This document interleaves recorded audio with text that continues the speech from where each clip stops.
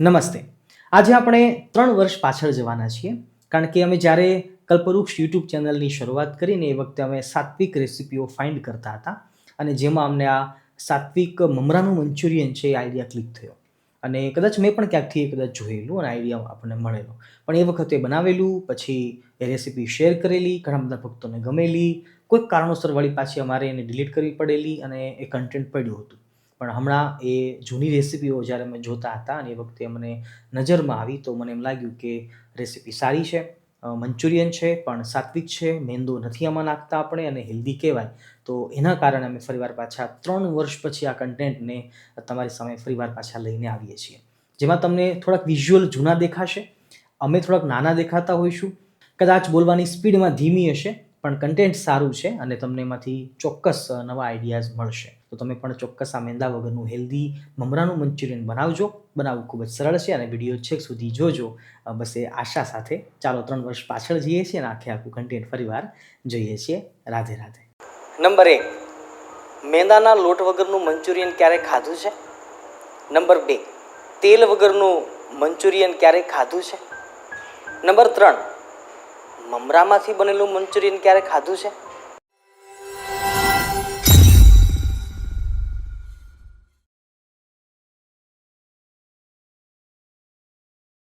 જય સ્વામિનારાયણ, જય શ્રી કૃષ્ણ, જય સિયારામ. ભક્તો, આજે આપણે બનાવવા તરફ જઈ રહ્યા છીએ મંચુરિયન. હા, ચાઇનીઝ આઈટમ છે, પણ તમે જે માનો છો એવું મંચુરિયન આ નથી. તો આ મંચુરિયન મેંદાના લોટમાંથી બનવાનું નથી. મેંદો તો આવવાનો જ નથી. મેંદા વગરની એકદમ હેલ્ધી એ તમામ ઇન્ગ્રીડિયન્ટ્સ નાખી અને આપણે આ મંચુરિયન બનાવવાના છીએ. ભક્તો, મેંદાનો ઉપયોગ કરવાનો નથી તો એના બદલે આપણે કઈ વસ્તુ ઉપયોગ કરીશું? હા, જુઓ, આપણી પાસે છે અત્યારે રવો, જેને આપણે સૂજી કહીએ છીએ. એ ઉપરાંત આની અંદર આપણે ઉપયોગ કરવાના છીએ આપણા સૌના ફેવરિટ એવા મમરા. ચોખામાંથી બનેલા આ મમરા એ જ આપણે આની અંદર વાપરવાના છીએ, ઉપયોગ કરવાના છીએ. એકદમ હેલ્ધી એવું મંચુરિયન તૈયાર કરવાના છીએ. શાકભાજીની અંદર શું શું આપણે નાખવાના છીએ આપણે જોઈ લઈએ. શાકભાજીમાં ઓબ્વિયસલી મંચુરિયન છે તો કોબીજ તો જોશે જ. તો આપણે પાસે એ ચોપ કરેલી કોબીજ છે, સાથે કેપ્સિકમ મરચાંનો પણ આપણે ઉપયોગ કરવાના છીએ ટેસ્ટ માટે, સાથે એ ચોપ કરેલા સુંદર મજાના ટામેટા ઉપયોગ કરવાના છીએ, અને સાથે સ્વાદ અનુસાર ધાણા અને થોડીક તીખાશ પકડાવવા માટે આદુની જગ્યાએ આપણે ત્યારે લીલું મરચાંનો ઉપયોગ કરી રહ્યા છીએ. આદુ પણ આપણે સ્વાદ અનુસાર નાખી શકીએ છીએ, પણ ઉનાળાની ગરમી છે તો આદુને આપણે વર્જિત રાખીએ છીએ. એ સિવાય આપણે સ્વાદને વધારવા માટે અથવા તો તીખાશ વધારવા માટે પાછળથી આપણે ચીલી સોસ એ આદિ ઉપયોગ કરીશું. તો આટલી વાનગીઓ દ્વારા આપણે આ સુંદર મજાની મંચુરિયનની આઈટમ બનાવવાના છીએ. સૌપ્રથમ મમરા આપણી પાસે જે છે એ 1 બાઉલ જે નાનું મમરાનું એને આપણે પાણીની અંદર પલાળી દેવાના છે, ભીગોવી દેવાના છે. તમને એમ થશે સ્વામીજી આ શું કરી રહ્યા છે, પણ હા, આ જરૂરી છે. મમરાને આપણે એકદમ પાણીથી ભીના કરી નાખવાના છે.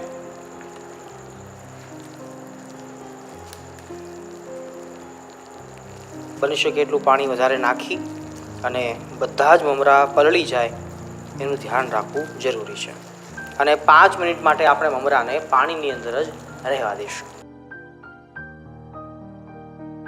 આપણી પાસે જે પલાળેલા ભીના થયેલા 5 મિનિટ સુધી પાણીમાં રાખેલા મમરા છે એનું પાણી કાઢી અને આપણે હવે સૂજી દ્વારા એટલે કે રવા દ્વારા આપણે એનો લોટ બાંધી મિશ્રણ કરી અને એની ગોળીઓ વાળી લેવાની છે. આવું આપણે જોઈએ.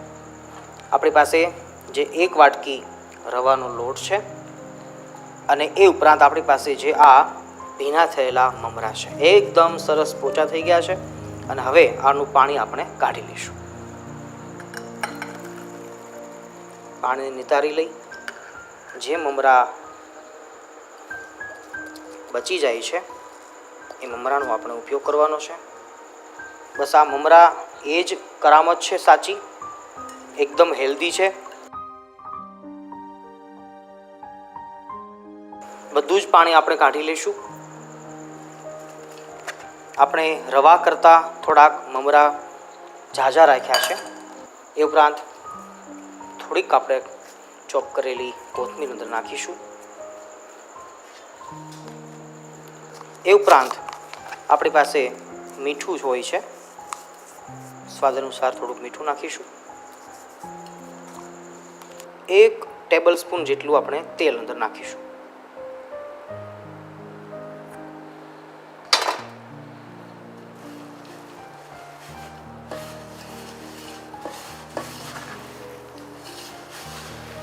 બસ હવે આપણે આનો સરસ મજાનો માવો તૈયાર કરી લેવાનો છે અને લોટ બાંધી દેવાનો છે. દરેક મમરા એકદમ એક રસ થઈ જવા જોઈએ. મમરો આખો રહેવો ન જોઈએ. ઓબ્વિયસલી નહીં જ રહે, બિકોઝ ઓફ આપણે એમને પાણીમાં પલાળેલા છે. પાણી બધું કાઢી લેવાનું છે, નહીતર લોટ થોડોક ઢીલો થઈ જશે. વળી 1 ટેબલ સ્પૂન તેલ આપણે ઉપયોગ કર્યું છે અને એનાથી આપણે જે મંચુરિયનની ગોળી વાળવાના છીએ એમાં આપણને વધારે સરળતા પડશે. ભક્તો, આપણે વાત કરી હતી એ પ્રમાણે આ મંચુરિયનને આપણે તેલમાં ફ્રાય કરવાના નથી, તળવાના નથી, તો ઓબ્વિયસલી આપણે આને બાફવાના છે, જેવી રીતે આપણે ઇડલી બાફતા હોઈએ છીએ. પણ આને પણ ફૂલાવવા માટે થોડીક સોડાની જરૂર છે. તો થોડાક અમથા બારીક સોડા વધારે નાખીશું તો પણ એ શરીરને હાનિકારક છે. થોડાક બારીક એ અંદરથી એ ગોળીઓને ફૂલાવવા માટે અને લોટ પાકી જાય એના માટે થોડોક સોડા આપણે ઉપયોગ કરીશું. તો આપણી પાસે અહીંયા અવેલેબલ છે ખાવાનો સોડા. થોડીક માત્રાની અંદર આપણે એ સોડા લેવાનો છે અને લીંબુના રસ દ્વારા આપણે એમને ફોડી દેવાનો છે.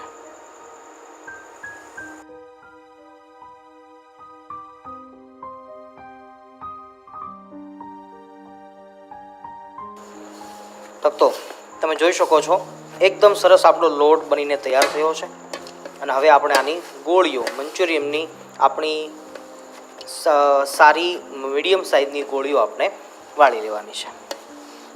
તમે જોઈ શકો છો લોટ એકદમ સ્મેશ થઈ ગયો છે અને રવો અને મમરા એ હવે દેખાતા નથી અને જેવું આપણે જોઈતું હતું એવું મિશ્રણ બનીને તૈયાર છે. બની શકે તો 2 મિનિટ માટે આપણે એમને ઢાંકીને રહેવા દઈશું અને ત્યાર પછી આપણે ગોળીઓ વાળવાની શરૂઆત કરીશું.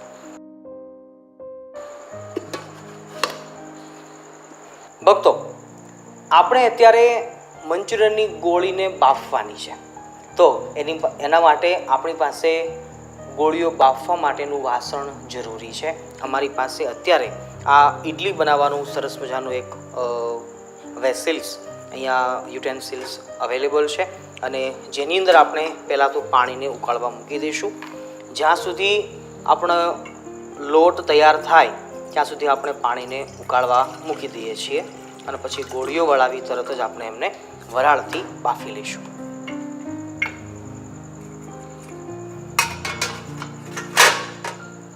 ભક્તો, આપણી પાસે અત્યારે આ લોટ બનીને રેડી તૈયાર થયો છે. હવે આપણે આની નાની નાની ગોળીઓ વાળી લઈશું, પણ સાઈઝ એકદમ નાની રાખવાની છે, એ ખાસ ભૂલશો નહીં. સાઈઝ નાનીના ફાયદા ઘણા બધા છે, એ તમને આગળ હું જણાવીશ. પણ બસ આ પ્રકારની નાની સાઈઝની ગોળીઓ એ ખરેખર ખૂબ જ વધારે સારી અને આપણા માટે યોગ્ય રહેશે. હવે આપણે તૈયાર થયેલી બનેલી જે ગોળીઓ છે એને 5 થી 7 મિનિટ માટે આપણે એમને વરાળથી બાફવાની છે. જોજો ભૂલતા નહીં, નીચે પાણી છે અને ઉપર આપણે એવી રીતે ગોળીઓને ગોઠવી છે કે જેને પાણી ન અડે, કેવળ વરાળથી જ બફાય છે. આવું આપણે 5 થી 7 મિનિટનો ટાઈમ લઈએ છીએ. ત્યાં સુધીમાં આપણે જે મંચુરિયનની ગ્રેવી છે એ આપણે તૈયાર કરીએ છીએ. 5 minutes later. ભક્તો, અત્યારે તમે જોઈ રહ્યા છો સુંદર મજાના આ મંચુરિયનના જે પીસ છે એ બનીને તૈયાર થયા છે અને 7 થી 8 મિનિટનો જ ટાઈમ લીધો છે, કારણ કે ઓલરેડી આની અંદર આપણે પલાળેલા ભીગોવેલા મમરાનો ઉપયોગ કર્યો છે અને થોડાક પ્રમાણમાં આપણે રવા એટલે કે સૂજીનો ઉપયોગ કર્યો છે. તો સૂજીને ચડતા મેક્સિમમ 7 થી 8 મિનિટનો ટાઈમ લેતી હોય છે અને મમરાને તો પકાવવાની જરૂર રહેતી નથી. તો એકદમ આપણા આ સ્મૂધી એવા સરસ મજાના બોલ્સ, મંચુરિયન બોલ્સ રેડી બનીને તૈયાર છે. આવું આપણે વઘાર લઈ લઈએ છીએ અને હવે આને 5 મિનિટ માટે આપણે ઠરવા દઈએ છીએ.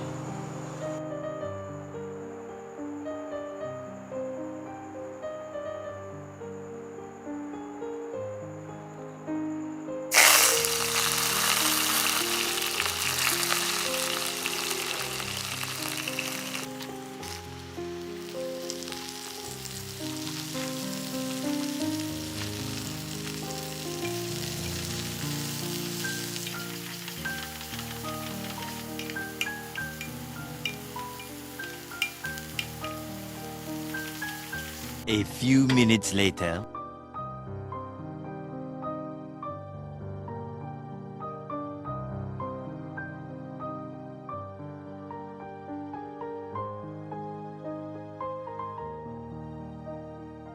ભક્તો, હવે આપણે આનું ફાઇનલ ટચિંગ આપવા માટે જઈએ છીએ અને મંચુરિયનની અંદર ઓબ્વિયસલી કેબીજ, કેપ્સિકમ મરચાં અને ટોમેટોસ આને એકદમ સરસ રીતે ફ્રાય કરી અને હવે આપણે આના ઉપર ચીલી સોસ, સોયા સોસ અને સાથે થોડુંક વિનેગર અથવા એ ન હોય તો કદાચ આપણી ઘરે જો લીંબુ અવેલેબલ હોય તો લીંબુનો રસ પણ નાખી શકીએ છીએ ઓનલી ફોર ખટાશ માટે. તો હવે આપણી પાસે જે ચીલી સોસ, સોયા સોસ અને વિનેગર છે એ આપણે થોડીક માત્રામાં નાખીએ છીએ because of this is a Chinese item. Chinese આઇટમની અંદર સોયા સોસ, ચીલી સોસનો, વિનેગરનો ઉપયોગ થતો હોય છે, એટલા માટે આપણે આની અંદર નાખીએ છીએ for the smell, for the special taste. તો આવો આપણે જોઈએ.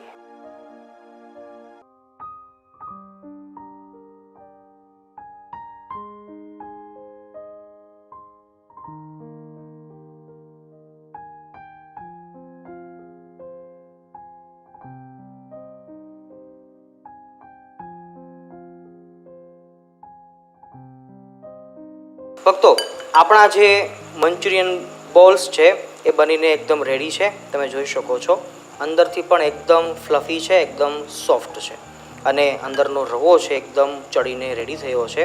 બસ હવે આને આપણે આપણા બનેલા વઘારની અંદર બસ આપણે આને મિક્સ કરી દેવાના છે. બધા બોલ્સને હું તોડતો નથી પણ તમે જોઈ શકો છો એકદમ ફ્લફી અને એકદમ સોફ્ટ આ બધા બોલ્સ રેડી છે.